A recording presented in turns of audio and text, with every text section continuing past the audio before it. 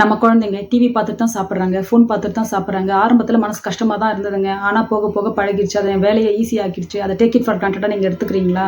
மிகப்பெரிய தப்ப நீங்க பண்ணிட்டுருக்கீங்க. நாளைக்கு உங்க பிள்ளை டாக்டர் ஆகணும், இன்ஜினியர் ஆகணும், என்ன ஆகணும்னு நீங்க ஆசைப்படுறீங்களோ, சயின்டிஸ்ட் ஆகணும்னு ஆசைப்படுறீங்களோ, அதெல்லாம் அவன் படிப்பான், நல்லா வருவான், எல்லாம் செய்வான். ஆனா அவன் வேலைக்கு போற நேரத்தில் 25, 26 வயசுல, 27, 28 வயசுல அவன் கல்யாணம் ஆகி வேலை, கல்யாணம், வீடுன்னு செட்டில் ஆகுற வயசுல அவனுக்கு மெட்டபாலிக் டிஸார்டர்ஸ், சுகர், பிபி, ஒபிசிட்டியால வரக்கூடிய மற்ற தொந்தரவுகள் இதெல்லாமே வரதுக்கான வாய்ப்புகள் இருக்குங்க. அது இன்னைக்கு டிவி பார்த்துட்டு சாப்பிட்ற பழக்கத்தினால வருதுங்க.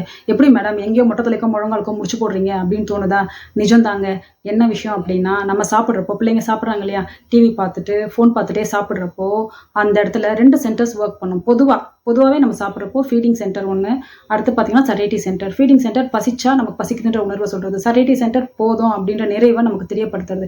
டிவியும் ஃபோனும் பார்த்துட்டு சாப்பிட்றப்ப அது 2மே டிஸ்டர்ப் ஆக ஆரம்பிச்சிருதுங்க. அப்போ குழந்தைங்க என்ன பண்ணணும்னா, ஒண்ணு அடிக்கடி இந்த என்டர்டெயின்மெண்ட்காக பார்த்துட்டே சாப்பிட்றப்போ டோபமைன் ஹிட்ஸ் வேற வருதா?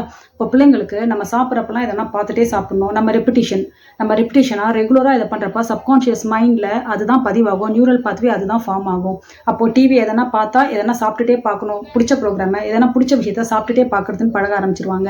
அடுத்து சாப்பிட்றப்போ எனக்கு பிடிச்சதை பார்க்கணும்னு பழக ஆரம்பிச்சிருவாங்க. 2 விதமாவும் இது ஆகும். பார்க்கணும்னு நினைச்சாலும் சாப்பிடணும், சாப்பிடணும்னு நினைச்சாலும் பார்க்கணும். இந்த மாதிரி பழக்கத்துக்கு அவங்க ஆளாயிடுவாங்க. இது ரெகுலரா என்ன ஆக ஆரம்பிக்கும்னா, இந்த பசி உணர்வு இதெல்லாம் குறைக்க ஆரம்பிச்சிடும். போதுன்ற உணர்வை தராது.